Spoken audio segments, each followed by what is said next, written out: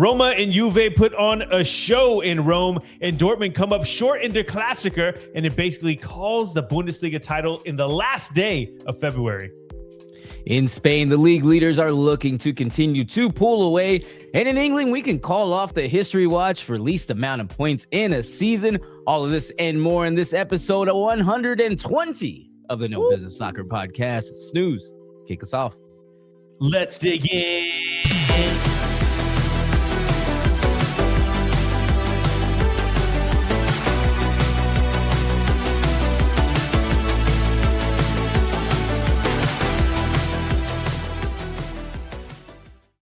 Yes, sir. Welcome back to the No Business Soccer Podcast. I'm your host, Snooze, and we got some busy boys here today. We got, of course, my boy J-Fam, the Brainiac. He's on the ones and twos, actually, because Danny P's out partying in Oklahoma. And, of course, everyone's favorite hype man, Vic. What you sipping on, dog? Well, today I have a little bit more of some Texas bourbon, but this time I found a cask strength. Snooze, you believe it or not, this is like, well, let me get that glare off there. Believe it or not, this is one of the few bottles that I've spent more than like $80 on. I have a bunch of bottles, but I don't buy too many like really expensive bottles. But as you know, I had some money. I came in for money, and I was like, I'll buy one. So this is Garrison Brothers. It's their cask strength. It's 122 proof. So it's like super rich, super dark, super oaky. There's not that much cherry. Don't worry, John and J-Fam. There's not that much cherries. There's a lot of stewed red fruits though, and just also like at the end, tastes like straight up cocoa. It's awesome. So as I take a sip of this and begin my drinking escapades here, go ahead and like and subscribe on the video. It's the best way to help us out. Maybe tell YouTube, Spotify, hey, these guys are pretty cool to listen to every now and then. So cheers. I missed the first time. Clink. I thought you were just doing a double tap just for good measure. You never know. Yeah. Well. Oh, yeah. Now I'll put a hair on your chest. Good stuff right there. Well, today is Monday, which means it is the European reach around, as some people call it, or the European wrap up, whichever you prefer. So that means we got full action to cover in Serie, Bundesliga, La Liga, and the Prem, of course. But before we jump into those, we have to start with boots on the ground in Austin, Texas for the Austin FC Minute.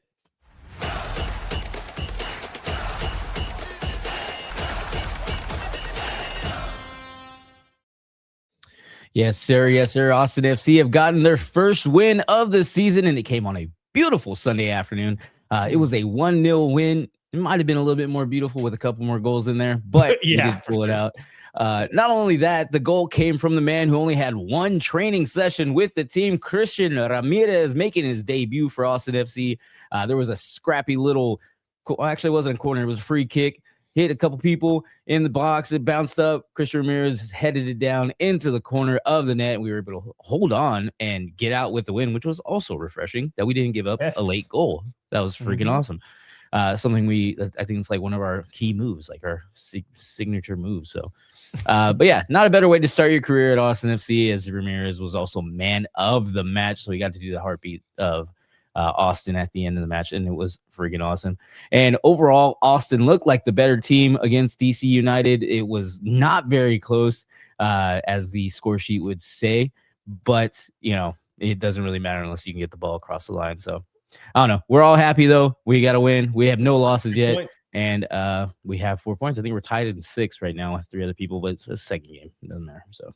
Yeah, we'll keep stacking up some points. We'll talk about it in a couple more weeks when we got more wins, no big deal. Hell yeah. But yeah, great game. As far as a result goes, not a great game if you're looking for, a performance, because it was pretty, I don't know, the best way to describe it was an effective way to win the game, but it was very apparent from early on that Austin FC were the better team. Like DC was sloppy. They weren't going to be able to beat us. And it never felt like we were actually going to lose the game. It just felt like we might not win it. We weren't going to lose this match, but it just looked like it was probably going to be 0-0. And it wasn't, because our new boy, Christian Ramirez. So that's right. And I think Brad Stewart hardly had anything to do that game. I think they had 4 shots. They looked like us. Like usually, whenever we had 4 shots, 2 on target, and they were all just little bouncers. But yeah, good times. and we'll keep it up. Hey, a little bit of growth here and there. It is what it is. Mm-hmm. Second game of the season. Right. We'll pick it up next time. So, okay, that was your Austin FC Minute with Hype Man Vic. So let's move on now and get the show on the road. Let's move on to Italy. Let's do it to Serie A.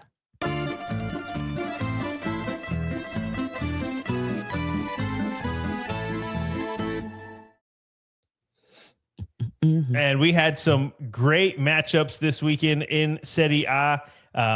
One of the matches that I was actually a little bit not scared to put up, but I tried to pick the best matches to watch from each league, and I picked one, Sassuolo and Atalanta. We'll talk about it here in probably 5 to 10 seconds. But anyways, I picked it, and I was thinking, I don't know if that's going to end up being a great game or not, because I haven't seen a lot of Sassuolo. I've just seen their results, right, and the highlights. I haven't got to watch an actual match. And Vic, I was pleasantly surprised, and then also Roma Juve, that delivered. We're going to talk about all these here in just a second, but man, what a great finish, except it wasn't a great Monday, and you'll find out why here in a moment. So let's stop teasing. Let's get into it. Let's do it. And of course, we're going to start with your No Business Soccer podcast, top matches and headlines for Serie A. Match day 27. And as you said, Snooze, your first match was, I'm sure, a new fan favorite as Sassuolo overcome the odds and take down Atalanta 2-1. Crazy stuff. Sassuolo win again, and there's no denying them. This time they take care of business against Atalanta, and they even made it harder on themselves by having a man sent off on the 16th minute. It's a disappointing day for Atalanta, though, who had 77% possession, 22 shots to Sassuolo's 8, and yet still couldn't find a way through with an extra man until the American Yunus Musa got a goal back in the 88th minute. Maybe it's because their main man, Nikola Krstovic, was still a late sub after getting his face indented by Bensebaini in the Champions League. But either way, quite a letdown from their form coming into the game. It's really cool stuff to see Sassuolo, though, and how they're finishing up this season. I mean, they aren't here to just survive. They're here to thrive, and they might even be at a point where they can start looking at getting into Europe. And it's just crazy to see, because even the chosen ones, Como, who came up last season, everybody knew they would be great. They didn't even get to last the whole season of greatness. They had a good run at the end of the season, but they only got up to about maybe, I think, 8, 7, something like that. That's where Sassuolo are now, and they're in form. So we'll see how it ends. And your second match was a barn burner as Roma and Juve draw 3-3.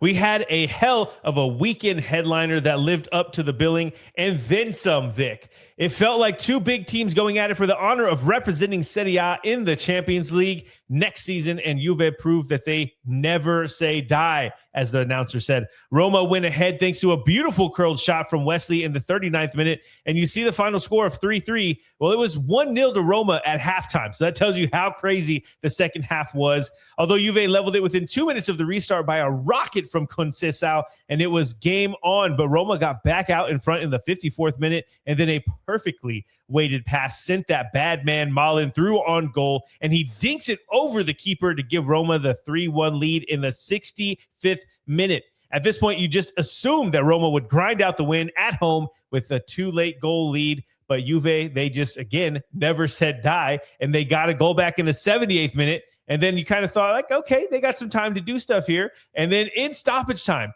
they were given 4 minutes to find the equalizing goal, and they only needed 3 of those minutes to do so, thanks to Federico Gatti. What a game and what a result for, I guess, both teams, but mostly Juve for coming back. And those are your top matches for Serie A match day 27. Let's go ahead and get into the rest of the matches. And it started on Friday with table neighbors not wanting to part from each other as Parma and Cagliari draw 1-1. Yeah, they did not want to move away. What an ending to this game, though. Parma felt like the team more likely to win it, but Cagliari's keeper, Capril, had an excellent night and kept Parma out of the goal, and Cagliari in the game. And in the 62nd minute, Michael this is a tough last name to say, Foloruncho? However you say that. He's sprinting down the right wing. He looks up, and he decides that he's just going to shoot from there. You know that saying, Vic? Shoot from there. He's not going to take it inside. He didn't go for a cross. He didn't try anything. He takes a shot from damn near the sideline and about 20 yards back from the box, and it rockets into the net. It deserved to be a game winner, but Parma come back to score in the 83rd minute, and they split the points. If you haven't seen the goal, go check it out. Great stuff. We then move to Saturday as Como flex on Lecce with a 3-1 win.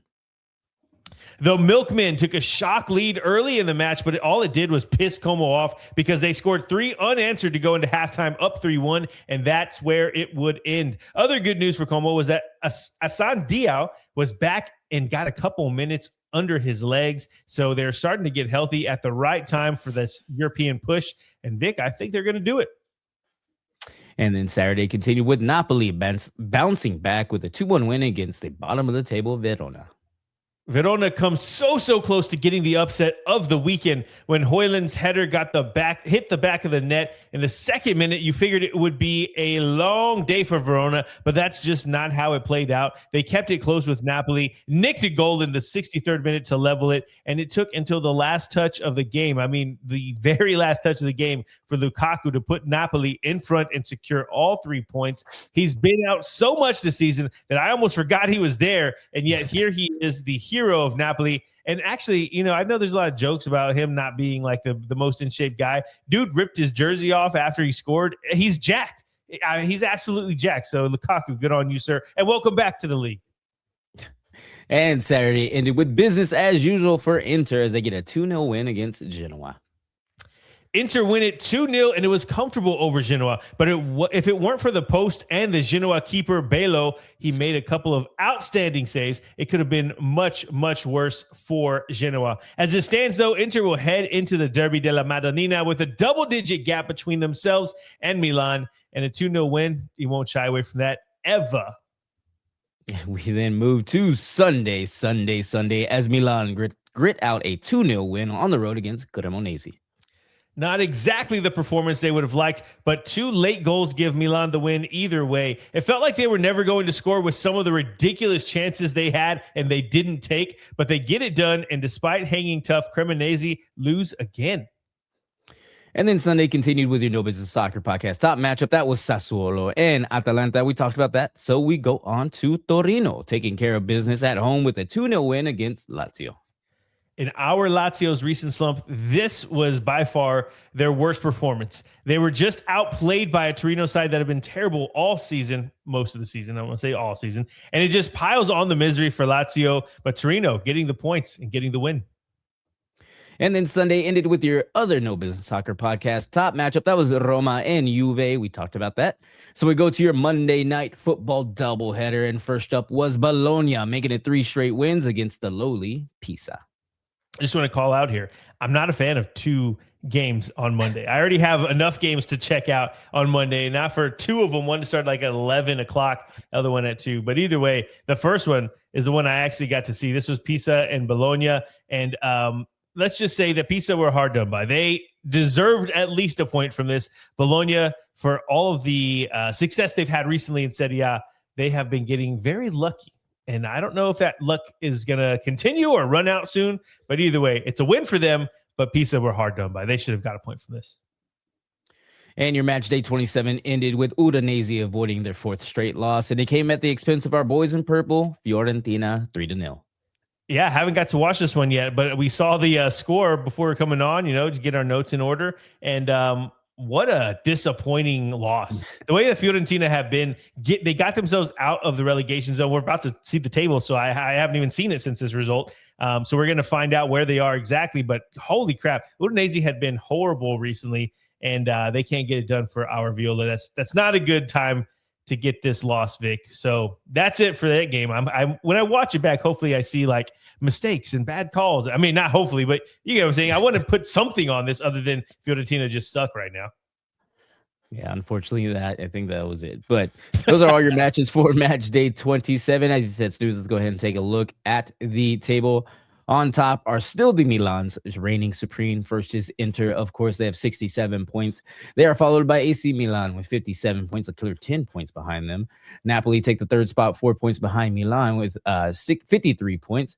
And then rounding out our top four is Roma with 51 points, and tickling our top four is now Como with 48 points. That's so cool. Climbing up there. Yeah. But climbing down here, we see Lecce, the milkman. They have 24 points. They're in the 18th spot. First team to be relegated if the season ended today. They're also tied with Cremonese and Fiorentina. There's Fiorentina right there in the 17th and 16th spot, respectively, also with 24 points. They're, of course, above them in goal differential. And then you have the tag team of the bottom of the table, which is Pisa and Elis Verona, both still with 15 points, matching each other's terrible run of form. I guess there's no other way to say it, but yeah, they have been down there doing the same thing. Solid red across the board from 15 down. Just solid display for the table in the bottom of Serie. So yeah, took care of business. Okay, well, at least if Fiorentina lost, I mean, it sucks because on the flip side, if they would have won, they would have shot themselves, well, not up further than Genoa, but given themselves a better time to make sure that they didn't get relegated. But losing when everybody else loses, it keeps everything pat, but also you don't get to move forward at all. So not a good time for our Viola. But that is it for Serie A. It is time now to move on to our next league, which is in Germany.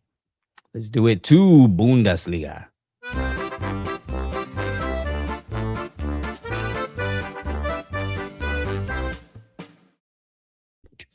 Oh man, the hearing these songs, and talking about Italy and Germany, I am starving right now, and now all I can think about is their food. Man, it's gonna be some good eats.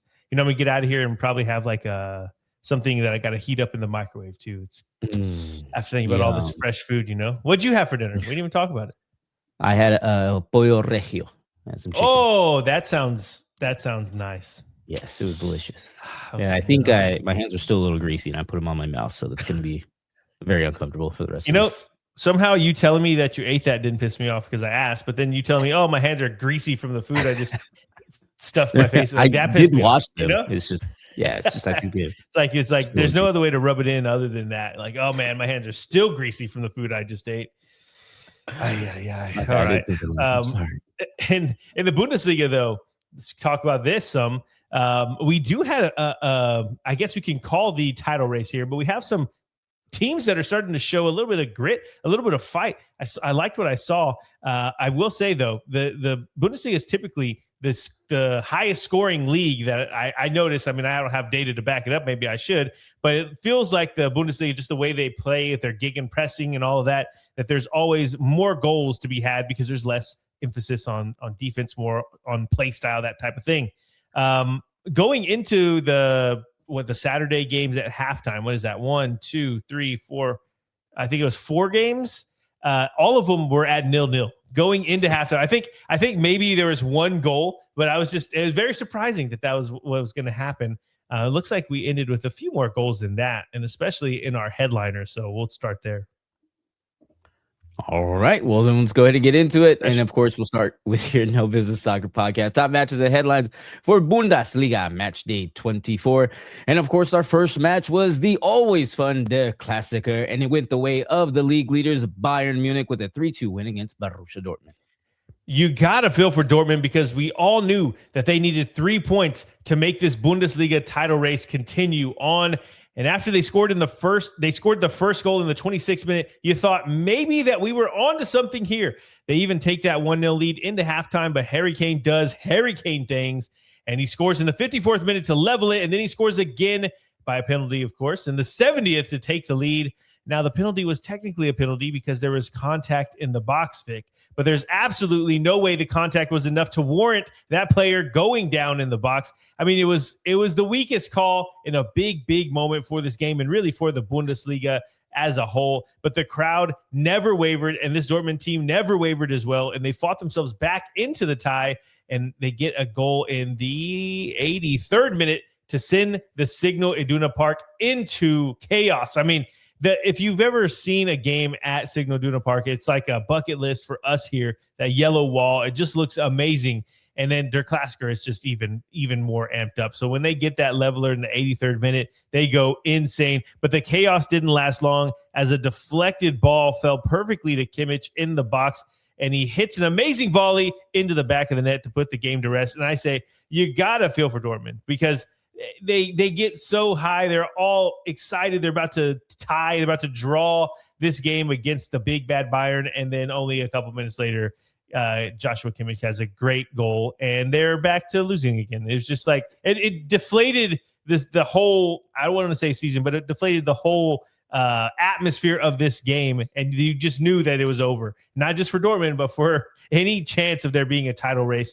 But the reason why I say you got to feel for Dortmund is because they were not backing down. They came into this game to win it, and you can tell so because after that Svensson leveler in the 83rd minute, he was celebrating with the fans. He ran to the yellow wall and he was celebrating with everyone. And you see in the background, all his teammates are sprinting back to the line. And you see a couple of them start walking to him, telling him like, yo, come on, let's get the ball. Let's go back to let's get it started. Because they all thought that they could go and take the lead from there. They all had that belief. And just to see the level, the winner go in the back of that a few minutes later was just very deflating for a Dortmund side who now are out of the league, out of the Champions League. I mean, there's just it's not going to be a good ending to the season for Dortmund.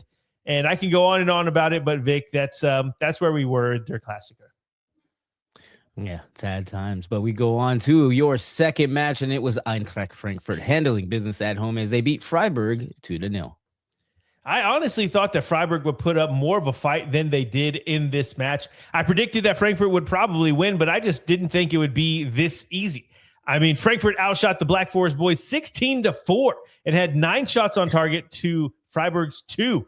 It wasn't even really close. It wasn't even that close, which is big news for Riera, as it appears that they're starting to click over in Frankfurt. We could already see the improvements defensively, but it was like the pairing, you could tell it is going to work after the way that this match ended. And by the way, the second goal that came from Jean-Mateo Bahoya, I believe how you pronounce it, was amazing. He basically chipped the keeper from the left side of the box, and it floated over to the far post on the right side. No idea how he did it, but if you haven't seen it, go check it out. It was just really cool stuff to see Eintracht Frankfurt free-flowing again, and Riera looks like he's the guy to take this team to the next level, or at least back to where they were.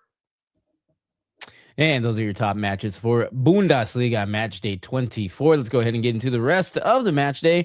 And it started on Friday with more despair for our favorite little mascot, Cologne, getting beat 2-0 by Augsburg. Augsburg are unbeatable right now. Cologne played them pretty tight throughout the first half, but after Augsburg got the breakthrough goal in the 55th minute, it felt a little deflating for the visitors, and the result means that they'll have to sit and watch to see if their 4-point gap gets smaller after this weekend. And we'll find out whenever we check out the table. We then move to Saturday as Bayer Leverkusen and Mainz get a goal apiece, a point apiece, drawing 1-1. Sorry, I clicked the wrong button here. There may be a slight slump coming in for Leverkusen, but they showed heart in this one. Mainz took the lead in the 67th minute with an outstanding goal from Sharafalo Becker. Yeah, I'm trying to put some emphasis on it, but his name looks like Cheryl Foe. But either way, great build up to the goal as well. Sexy stuff.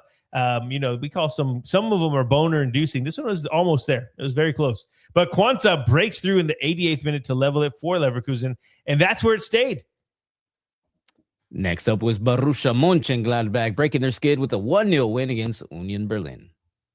There was something to cheer about for Gladbach's home fans as a stoppage time penalty by Kevin Dix was pounded into the net. Hasn't been a ton of winning for Gladbach lately, so this has got to feel good for Gladbach.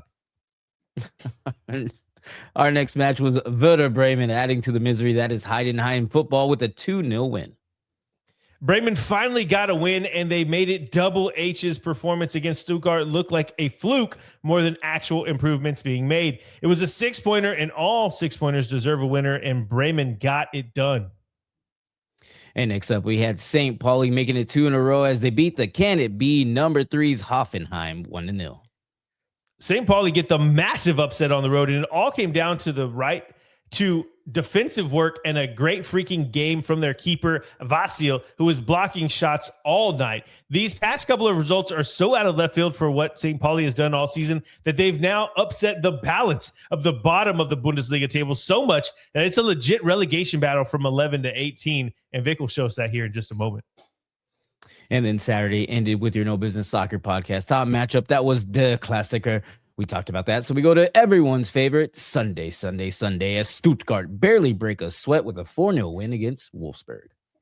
Stuttgart got a good old-fashioned whooping on Wolves without really too much fuss. The man of the night was for sure Jamie Leveling, whose second goal was absolutely clean. The dude does a pirouette, and he has a rocket at the end of that pirouette. Just perfect. But the result puts Wolves in the bottom 2 and with 4 losses in their last 5 games. And again, because of St. Pauli getting these wins, it is now a legit relegation battle between a bunch of teams down there. And your next matchup was our other No Business Soccer podcast top matchup. That was Eintracht Frankfurt and Freiburg. We talked about that. So we go to the end of Matchday 24 as Leipzig get a 2-1 road win over Hamburg. Hamburg's unbeaten streak ends at 5 games with Leipzig proving to be just a little too much for the home side. Hamburg also blocked a penalty, or it could have been a bit worse. With Dortmund and Hoffenheim dropping points, it puts Leipzig right back in the race for Champions League like they never left. And those are it for your Bundesliga Matchday 24 matchups. Let's go ahead and take a look at the table after this week. And of course, you'll see Bayern Munich. They're still on top, starting to pull away again. They have 63 points. They are 11 points clear of your number 2's Borussia Dortmund after their Klassiker. Borussia Dortmund have 52 points. Then it is still your can it be number 3s for now. At least they have 46 points, Hoffenheim. And then they are also tied with Stuttgart with 46 points. Stuttgart round out our top 4. And then tickling our top 4 is running back Leipzig, or RB Leipzig. They have 44 points and fighting to get in those Champions League spots. Fighting to get out of relegation spots are Wolfsburg. They have 20 points in the number 17 spot. Heidenheim are behind them, of course, with 14 measly points. Still trying to fight to get any points, as any points would be positive for them at this point. Oh, a lot of point. But yeah, if you look at that, I don't know if you're done. My bad. I don't want to jump in. Yeah, we're good. Go ahead. Okay, so St. Pauli winning back-to-back matches, 3 out of their last 5. It's just incredible stuff. And so what is that? 3, 6, 9 points in the past 4 match days. And so look, 3, 6, 9. I mean, now we're talking 20. I mean, you could really say 26, right? So 11, Hamburg in 11th, all the way down to 17th. That's crazy stuff. St. Pauli, that's why I said in the write-up that they're disturbing the balance of the bottom of this table. The foundation is not stable, like that dream I once had a long time ago. So, all right, I think we're good in the Bundesliga. Vic, anything else? All good on my end. Okay, let's do it then. Let's move on to Spain. Let's do it to La Liga.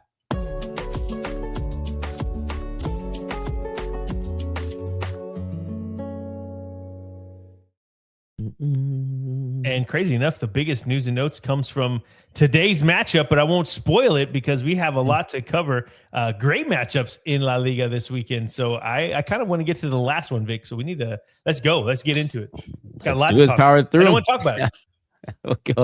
We'll go ahead and start, of course, with your No Business Soccer podcast. Top matches and headlines for La Liga Match Day 20.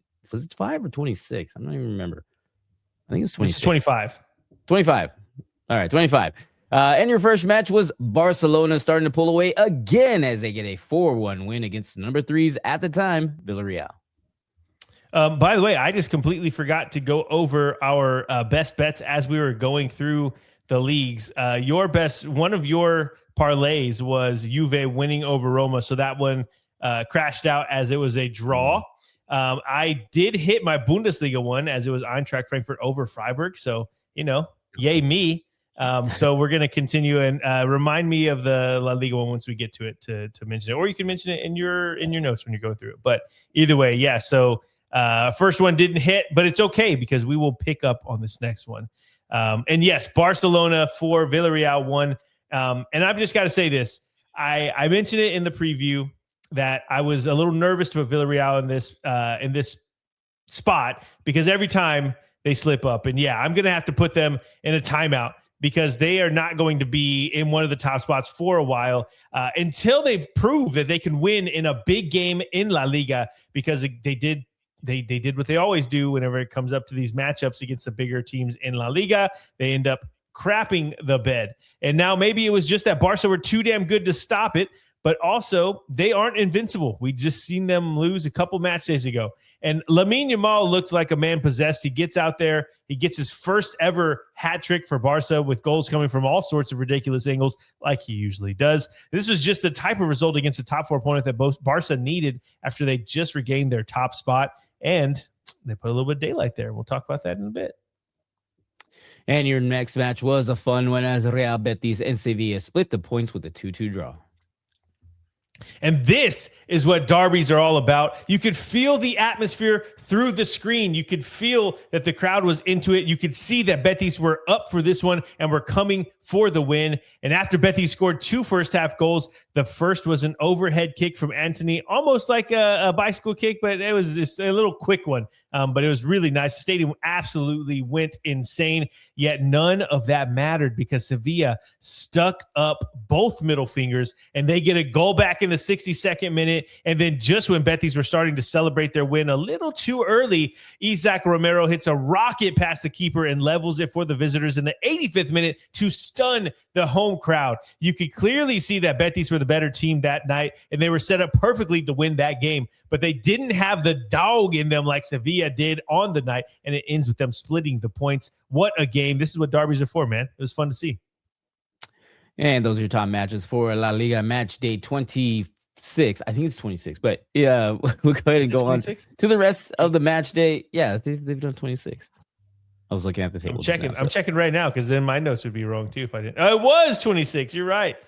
Let's go, baby. Let's go. All right. But let's go ahead and get to the rest of the matches. It's all good. And they started on Friday as Levante get some much needed points to get in with a 2-0 win against the visiting Alaves. Levante, with their backs against the wall and staring down the barrel of relegation, fought back in a close game that was 0-0 deep into the second half. Alaves had a player sent off in the 61st minute. Then Levante poured it on them, eventually tiring them out and getting 2 late goals to take all 3 points. And it makes the relegation battle a hell of a lot more interesting because now on 21 points, they're going to have a chance to stay up with a couple more results. It may be a little too late, but we'll find out. We then move to Saturday as Rayo Vallecano and Athletic Club get a goal apiece, a point apiece with a 1-1 draw. Rayo, despite all the drama with their ownership and president, continue to grind out results. And this game against Athletic Club was crazy because they were the better team. They probably should have gotten all 3 points, but Iñaki Williams scores an incredible bonnet. This is what happens when you type on your phone, Vic. Is an incredible boner-inducing goal and split the points. My phone bonnet? Corrected it to bonnet, like a bonnet-inducing. No. As Vic likes to call them, a boner-inducing goal and splits the points. This was a game that Athletic Club, they looked disappointing, but end up getting the point anyways because they're just that good of a squad. But really, Rayo probably should have got all 3 points. And your next match was your No Business Soccer Podcast top match. That was a Barcelona and Villarreal. We talked about that. So we'll go to Real Sociedad breaking out the T-shirt cannons and getting back in the win column with a 1-0 win against Mallorca. I don't know why I thought that was so funny, but I was like, that was a dumb laugh. That just got me. I wasn't expecting it. God, you're funny. All right, it's a decent display from Sociedad, who really didn't need more than that to beat Mallorca. They just had to be decent, and they get it done. You could never say a 1-0 was comfortable, but the result never felt in doubt. Kind of like the Austin FC match. It never felt in doubt, but, you can't be too comfortable whenever you're only up a goal. And then Saturday ended with bottom of the table getting close, but no cigar as they lost to Atleti 1-0. And this was also my lock of the betting or the parlay that we had. My boy hit it. My boy hit. Similar to Rayo, Oviedo outplayed Atleti all night, and if it weren't for some great saves by All Black, which is great news, this could have easily been a win for them, but Atleti get a late winner from Julian Alvarez in the last minute of stoppage time to take all 3 points. So Real Oviedo, similar to the Vallecano score, or I guess the way they played, the performance, they probably should have gotten more points, but man, it really does suck because whenever you're up against these better teams, when I say better, they're just like the all-around bigger clubs. They find a way to get it done, and that's what happened to Oviedo here. But Oviedo, despite how bad they've been as far as results go, they've actually played very well. I'm very impressed.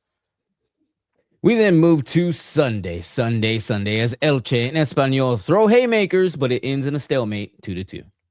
We had a fiery game between these two, and Elche came out with a point thanks to a 90th minute penalty awarded for a handball, and Rafa Mir buried it. There was a little controversy over Rafa Mir, who apparently was saying some racist stuff to one of the Espanyol players. I didn't have the full notes when it came out, but I heard that he was being the incident was being investigated. So, while it would be cool to be like, yeah, Elche gets a last minute goal from this guy, if he was being a racist, then, that's not a situation. So we'll figure it out. I'm sure by the time our Thursday show rolls around, I'll have more information. I don't know why I'm looking to my left or right on the screen. Like there's going to be notes there, but there's not yet. So either way, it's for the moment, pretty cool to see Elche get a point from this because they've, like Oviedo, they've been playing well, just haven't gotten the results. Next up was Valencia satisfying the home crowd with a 1-0 win against Osasuna. Valencia win at the Mestalla against an Osasuna side that hasn't lost in the last 6 La Liga games. It was a fairly even game throughout, but a 67th minute penalty scored by Ramazani was the difference. It was actually his second attempt at the penalty because the first attempt he scored, there was a Valencia side, or a guy from Valencia started running way too early. I guess he was trying to time it right, but Ramazani had a weird run up, and he was almost level with him before he kicked the ball. And so the ref was like, yeah, you have to take that again.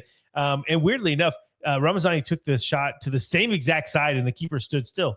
I don't know what happened. Like it's there's a lot of psychology there. I get it, but he took the penalty to the left corner, and he made it, and then he had to redo it, and he took it the exact same way, and the keeper didn't dive that way again, and he did the first time. So anyway, I don't know, Vic, you tell me. You're the keeper here. Would you have called that he would have it the same, like he would shoot in the same spot, or would you have also tried something different?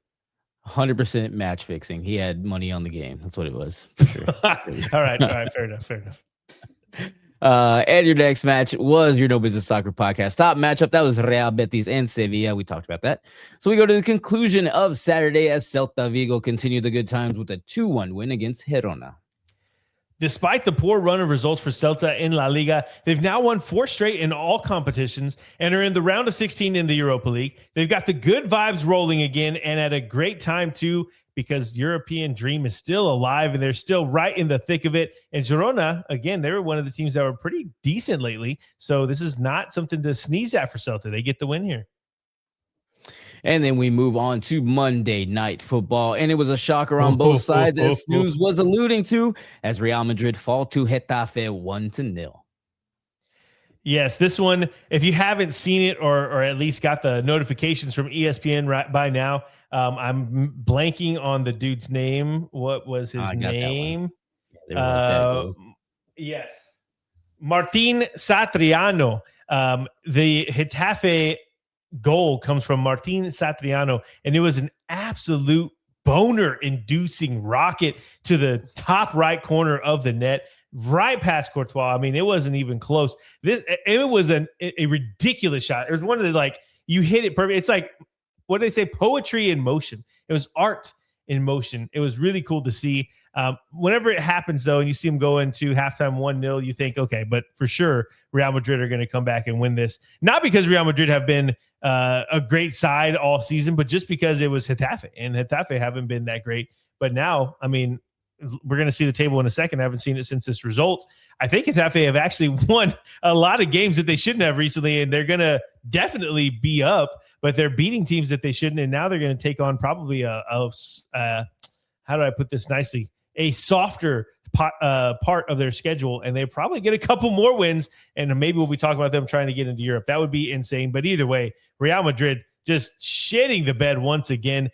We've talked about it a lot, though, how they've gotten the results just based off of being Real Madrid and being a bully, but they haven't been a great team. And it really showed here, and at least from what I was able to gather from what happened in this game, it's just similar stuff. It's a lot of not being gelled, not being a team whenever we're going forward, and having some defensive lapses.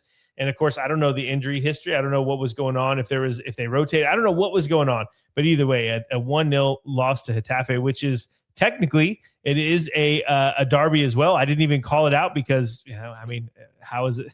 It's a Madrid derby because Getafe is part of Madrid suburb, but it's Real Madrid and Getafe. Like, what? It's not really. I don't think Real Madrid looks at them as a derby, but Getafe did, and they get the win. That's all that matters. And that'll do it for La Liga match day 26. Let's go ahead and take a look at that table. That way we can see not the new leaders. Barcelona, they're starting to pull away again. They now have a 4-point lead there in the first number 1 spot with 64 points. They are followed by Real Madrid with 60 points on a 2-game losing streak now. Followed by them is Atleti in the number 3 spot with 51 points. And then tied with them and also rounding out our top 4 is Villarreal with 51 points as well. And then tickling our top 4 is Celta Vigo. They're 8 points behind. It is Real Betis. I read a little bit too far down. They are 8 points behind in that number 5 spot, taking up the Europa League spot. I'll just say it again, whatever.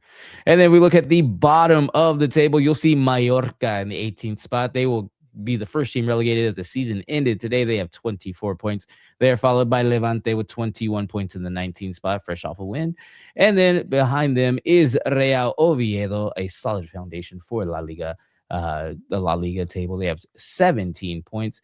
Did get a win in the last 4 matches, picked up 4 points in their 4 matches altogether, but also 2 out of 3 have been losses. So they're fighting. They're just they are fighting. They look decent. I'll say 2 things on the table.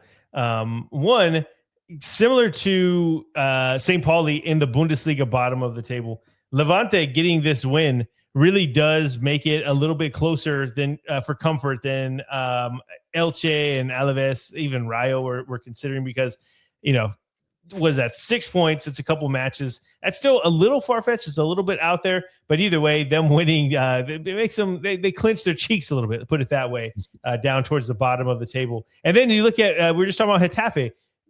Out of nowhere, they've only lost once. They have 3-6-9. They have 10 points in the last 5 games, and they're shooting up the table. Now they're only a result away from being in the 8th spot, catching up to our Real Sociedad. This is incredible stuff from Getafe. Looking good. See where they are. Yeah. Okay. Well, that does it for La Liga. Had a good time watching these games. Real Madrid definitely stealing the headlines at the last second, but we move on to England. Let's do it to the Prem.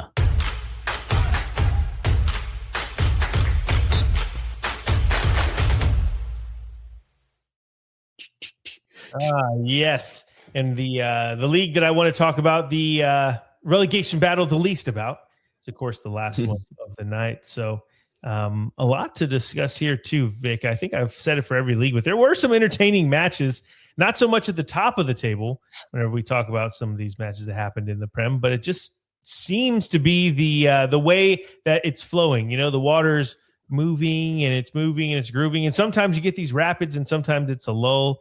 That's what life is, and that's kind of how the Prem's been. It's been a little bit lulling at the top of the league, Vic, but maybe that's because I'm biased because I don't want to see Arsenal win it. So anyway.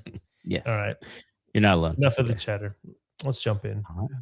Let's do it. And of course, we're going to start with your No Business Soccer podcast, top matches and headlines for Premier League match day 28. And your first match was Arsenal doing their best to stay on top as they get a 2-1 win against Chelsea. And I'll start by saying the game had high stakes and the crowd was very into it. But just like most of Arsenal's games this season, it was just kind of boring. No open play goals in the entire match. All 3 goals in the game were from corners.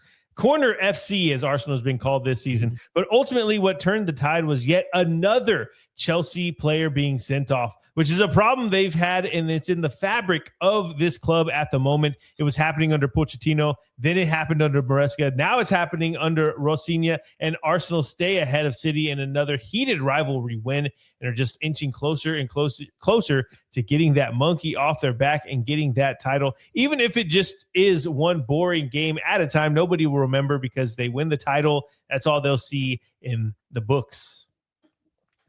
And your second match was a fun one as Everton avoid 3 straight losses with the 3-2 win against Newcastle. Holy shit was the way that I reacted once I saw this game. I didn't even have this one being a match of the week.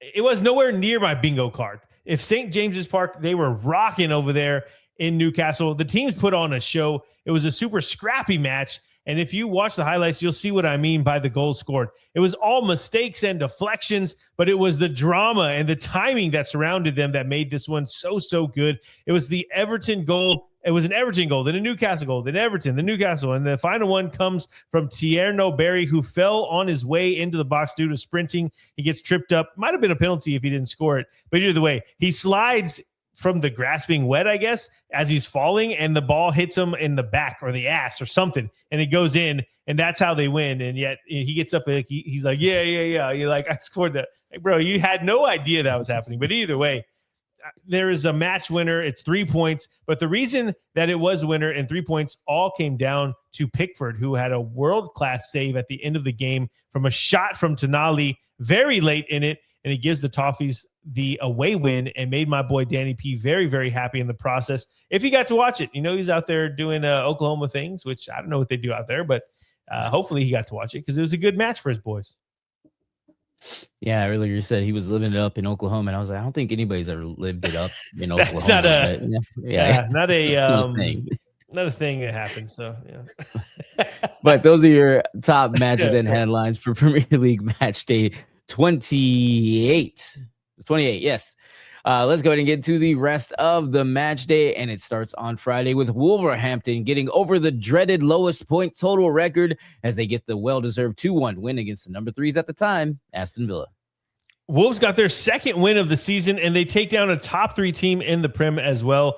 Villa were very poor, and yes, it was a rainy, miserable night in Wolverhampton, but most nights are this way in England, and that excuse wasn't used on the other sideline for Wolves as they were fighting like madmen to ensure they ground out these 3 points. What a win for Wolves, and now they don't have to worry about that Derby County or Southampton of last year points totals. They get 13, and that is way more than those losers, so don't even keep them in the same conversation. We then move to Saturday as Sunderland and Bournemouth split the points with a 1-1 draw, and I'm pretty sure someone put the ojo on Sunderland. I think the Cherries will be a little displaced or disappointed, we'll put it that way, that they didn't get more from this game. Not because Sunderland weren't good, and they were good in this game. It just that they just been so bad on the road that you just felt that the Cherries had this one from the get-go. They just needed to put on a performance that was decent, and they didn't get that part done. But I feel like it's more points dropped than points gained for Bournemouth. And then Saturday continued with something I never thought would happen this year as Liverpool get your certified no business soccer podcast belt to ass match award with a 5-2 walloping of West Ham. Hey, that was the only one too. I'm glad you got to say it for your boys. Look at that. So happy. Well, it hasn't happened often this year, as you mentioned, but I'm glad this was an ass whooping for my boy Vic's sake. Also, Spurs need West Ham to keep losing, so it's good work all around. Crazy. I think the first 3 goals all came from corners, which I said that in the Arsenal-Chelsea game. So, it just is what it is in the Prem this year. It's just corners and free kicks, set pieces, and, not a lot of fun in the process. Unless you're a Liverpool fan, I'm sure you didn't care how those goals came. Not once. And your next match was your No Business Soccer podcast top matchup. That was Everton and Newcastle. We already talked about that. So we go to a firefight as Brentford get the best of this round 4-3 against Burnley. Burnley were so close to coming back from 3-0 down to win this game. Brentford ended up winning it, but Burnley had a goal called off for offside, but it was a ticky-tackiest called, and then another goal called off for a handball, which was a bit less controversial, but still a little harsh. Either way, they didn't deserve to lose, but they did, and I think the saying is "c'est la vie," such is life. But to be a relegation-threatened team and to come back from 3-0 down just to lose 4-3, like that's gotta suck, man. And then Saturday ended with Manchester City making it 4 straight wins against Leeds United, 1-0. It was a huge win for City's title hopes as they had to beat a tough Leeds side who are in form. It was never comfortable, and it took some crazy saves from Donnarumma, but that's what they got him for, and that's what he did. They got it over the line, and they stay on Arsenal's ass. We then go to everyone's favorite Sunday. And if you love 2-1 home wins, this was your day as it started with Brighton making it 2 straight dubs with a 2-1 win against Nottingham Forest. I didn't like one of them, but the rest of them were fine. This game had 3 goals in it, and they were all really, really good goals. The quality on display was absolutely outstanding, specifically for the first 2. If you haven't seen the highlights, go check them out. The loss for Forest, though, means that they are dangerously close to the drop, and for Spurs' hopes, let's say they do. Speaking of Spurs, we then go to Fulham, making it 2 straight wins and 4 straight losses for the Spurs as Fulham take the win 2-1. Spurs continue to sink towards relegation, and in a game that I said in the preview is a must win, an absolute must.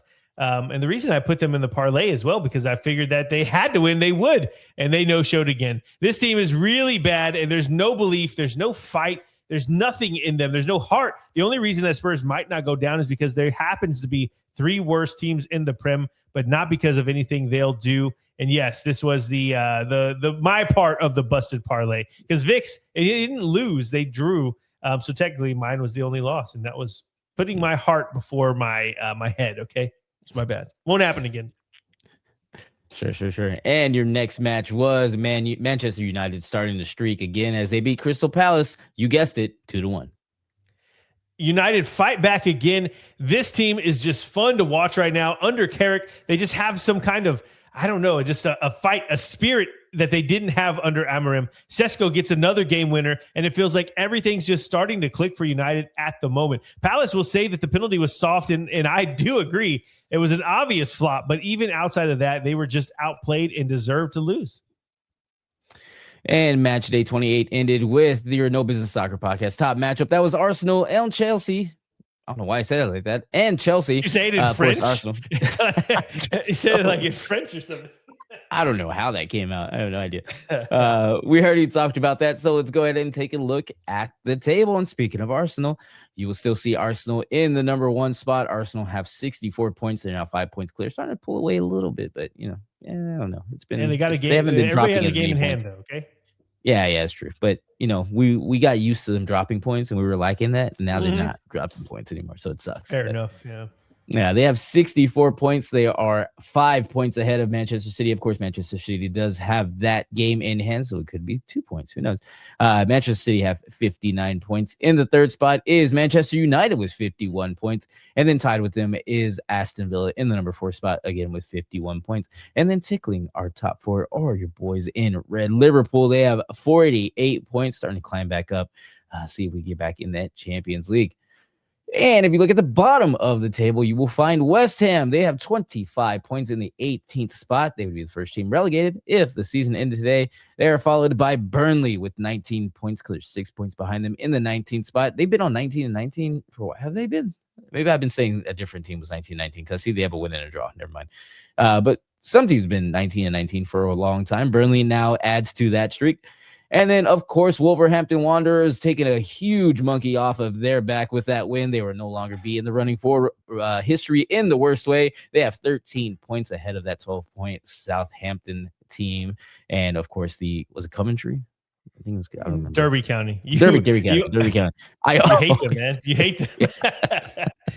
I think I always say Coventry.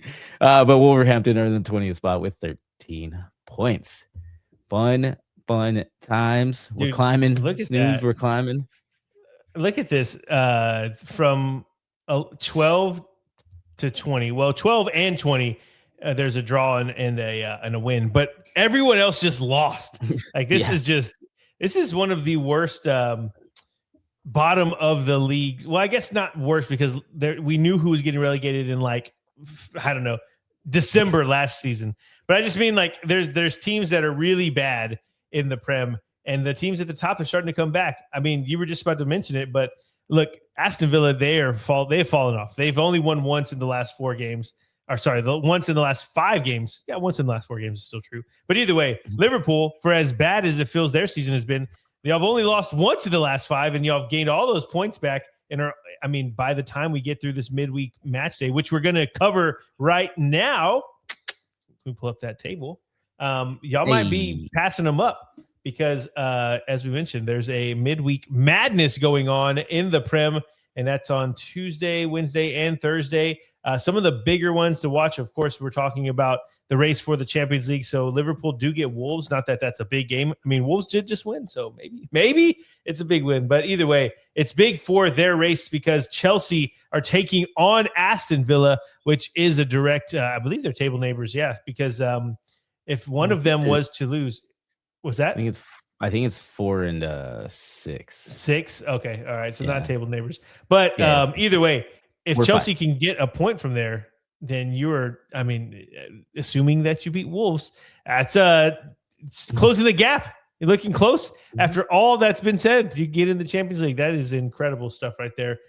Also, Arsenal taking on Brighton, which Brighton, they've been decent. They're not the team that they were earlier this season, but they have been decent, and that is another test for an Arsenal side because City got Forest, and Forest have been terrible, so we assume that they're going to get points there. But if Brighton were able to do everyone a favor and get something from this game, we could be looking at a very, very tight title race coming down to the wire. In the relegation battle, we also had Fulham and West Ham going at it. And then on Thursday is Tottenham and Crystal Palace, which is an absolute 6-pointer. Probably not for Crystal Palace because they have a 10-point gap, but either way, they're just terrible right now. And Spurs, I know I said it last time against Fulham, it didn't happen, but this is a home game against a team that is very bad right now. Spurs have to get 3 points or else it might be legit like looking at the relegation, which is not cool. And honestly, I was thinking about it today. It would be very interesting to see how that would play out. Like not that I want to see it happen because that would be terrible, but also just the fact that it would happen in my lifetime. It'd be like, dude, you remember that time? That was crazy. It could be like that, or their financial structure is built around all the money that comes from the Prem, and then they fold and it becomes some terrible, like, oh man, remember that time that there's that big club? I don't know. This is what's going on in my head right now. They're doing me in, mate, as they'd say in England. It's driving you crazy. It sounds yes, it's pissing me off. But the headline of the week or of the midweek, we'll say, is Newcastle taking on Manchester United at St. James's Park. Should be a great match. And that is your midweek madness. Vic, anything you want to call out from this midweek madness? No, I am just hoping for 1 week Chelsea gets a win, and then we'll be good. If they do y'all a favor and y'all get the win, I mean, you're being Champions League right away. And it's just like everything is just out the window. Top 4. I mean, you still got some work to do, but you get my point. Okay. Well, DJ, play our music. Vic, take us home. That is it for the show. We just want to thank you again for spending some time with us and talking about some European football. Be sure to like and subscribe on all of our social medias. Everything is at No Business Soccer Podcast, except for TikTok, except for Twitter. Those are at No Biz Soc Pod because those names were way too damn long. Everyone enjoy the midweek matchup that is in the Premier League, and we will talk to you very soon about the next match days for the remaining leagues. Peace.